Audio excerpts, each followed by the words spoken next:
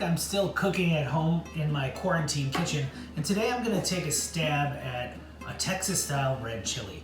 Now, chili that I grew up with here in Wisconsin always had beans and cheddar cheese, of course, sometimes even spaghetti tossed in it. But the Texas style is just a braised chuck roast with a red chili sauce. No tomato, no beans, of course, and none of the other toppings. Maybe just a little squeeze of fresh lime and some sour cream.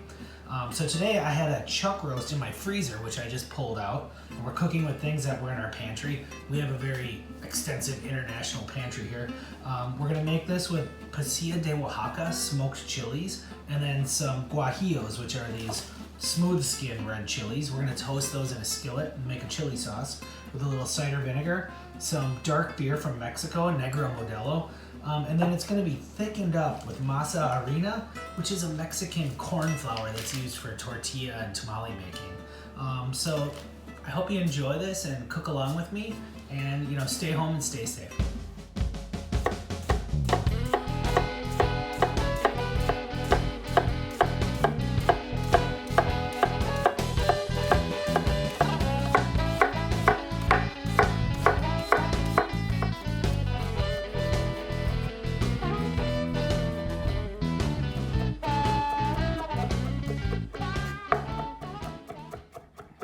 So I have about a 2.5 pound chuck roast here. I'm gonna cut this up, and then I'm gonna toss it with a little neutral flavored grapeseed oil, some salt and pepper, and we'll set that aside while we toast up our chilies and make a chili sauce. Now there's a decent amount of fat on here, and I'm gonna trim off any huge pieces, but I'm gonna leave most of it because fat equals flavor, and that's what I'm going after.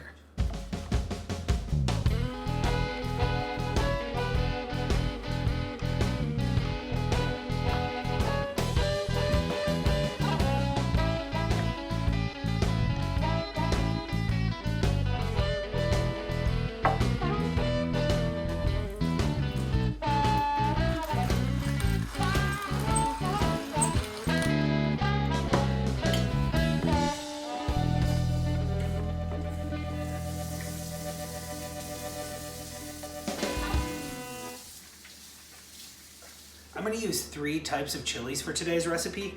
We're gonna start our braise with some onions and some garlic, and then this bright heat of a serrano chili. So we'll have 1 fresh chili as the base, and then the dish will be finished off with a dark, deep red chili sauce that we're gonna make. And this has 2 different chilies. This one isn't super spicy, it's the thin-skinned Guajillo chili, and then this one has a little bit of fire. It's a pasilla chili, but it's from Oaxaca, Mexico. Our daughter Emily went and she picked these up at the market and brought them back. They're kind of rare up here as far north as Wisconsin, but they have a real smokiness. Over a live fire, they've been smoked just delicious. So we're gonna toast these in a dry skillet, and then I'll show you how we make a chili sauce.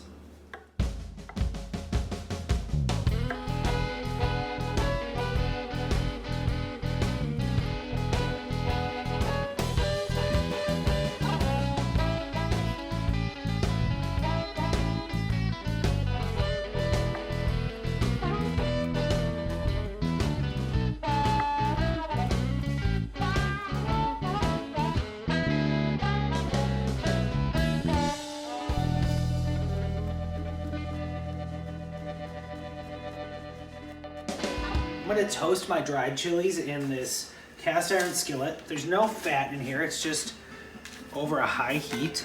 I'm gonna drop them directly in, and we're gonna wait for them to blister up a little bit. Now, if you don't have these particular chilies, you can use whatever you can find at your local market. I advise you to shop at your local Mexican store. Ancho chilies, they should have the pasillas, the guajillos. They might not have the smoky ones. You could also substitute a can of chipotle chilies and adobo.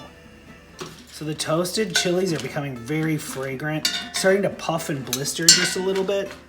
You don't want to burn them, but you want them to really blister up. So I'm gonna take these guajillos out of the pan. I'm just gonna tear the tops off and put them into some warm water to let them soak. My pasillas are all set. I'm gonna put one of these aside, and I'll show you what we're gonna do with those. We're gonna make some quesadillas to go along with our chili. I'll snip the little tops off of these. They'll go into the warm water. And then we take a little plate and we'll submerge those and let them soak for about 30 minutes.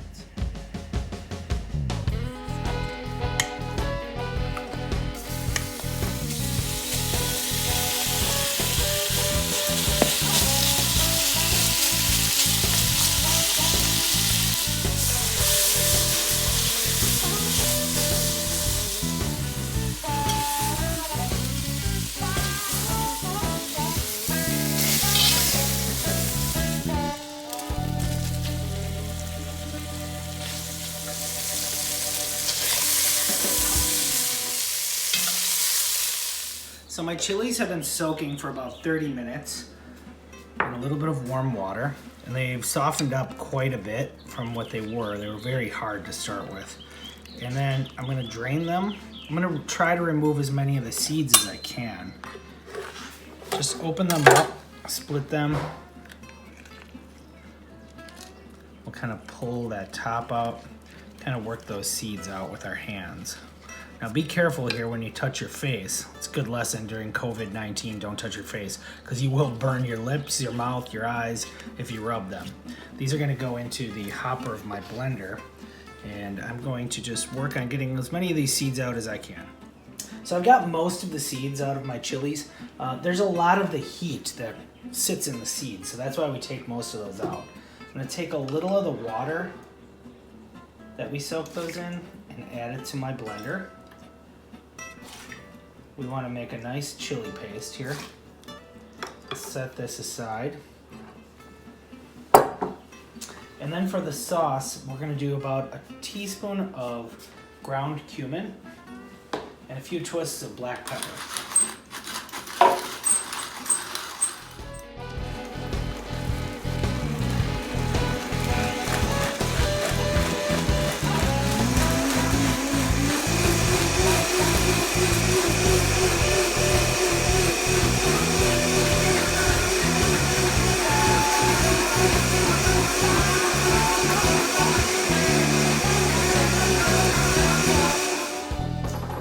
Our chili puree is done. I'm gonna strain this so that we can remove any of those remaining seeds or any large chunks of chilies that haven't pureed up properly. And to do that, I'm gonna use a ladle to kind of push it through my strainer. I'm just gonna push it right through here.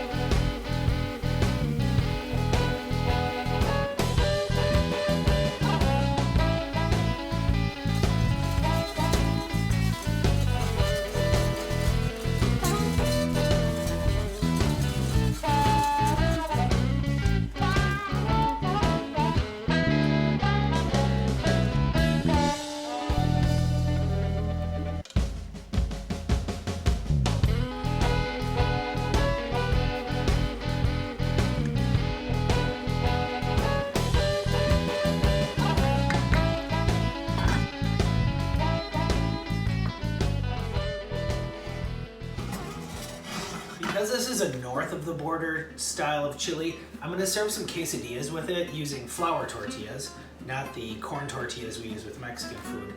But before I build those, I'm going to take that one smoky pasilla chili that we had toasted earlier, and I'm just going to roughly chop it up. It's going to crumble and crack.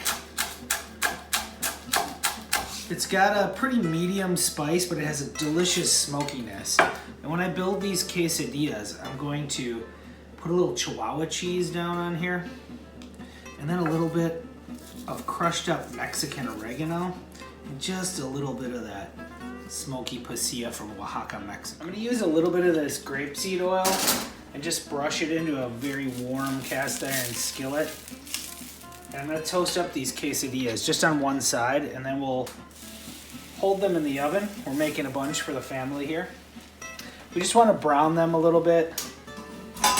Heat that tortilla, give it a little flavor. Beautiful. And then we're gonna melt all of the cheese in the oven at 350 degrees.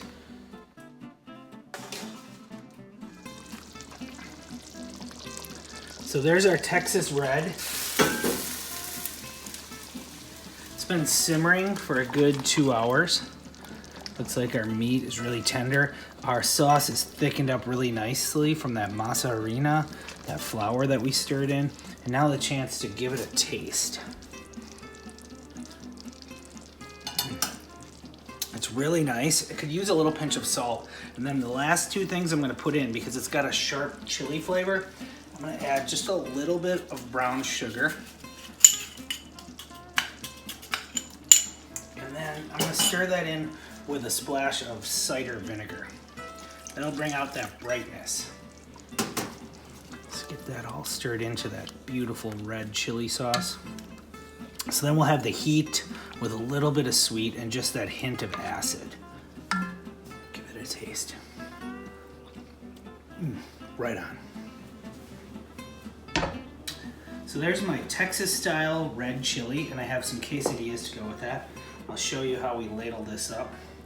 Very tender chuck in that really zippy, zesty red chili sauce. Take a little bowl of that.